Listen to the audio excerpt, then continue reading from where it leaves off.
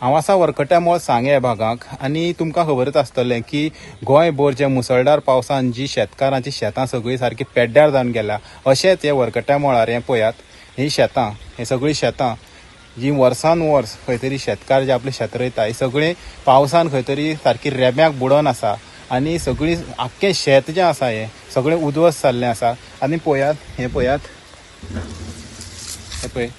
हे शेत आड पडोन पावस न थांबलेल्या कारणान पळयात हे भात जे आसा शेताची कणसां सकट ताका कोंब येयल्ले आसात. आतां ही अशी शेतकारांची परिस्थिती आसा. आतां शेतकार खंय तरी सारको प्रॉब्लेमाक पडलेलो आसा. आतां हेजी सगळी भरपाई आतां हांकां कशी मेळटली तेंचो विचार चालू आसा की आमी आतां इतले मेहनतीन ही शेतां रोयली आतां हेजी भरपाई आमकां कोण दितलो, आमकां लुकसाण भरपाई कोण दितलो काडलेलें आसा. तर भातच न्हू शेतकारांनी जी भाजीपालो लायल्लो तो सुद्दां खंय तरी कुसोन गेल्लो आसा. तेंची झाडां आसा ही सगळीं उदकांत बुडोन आसा.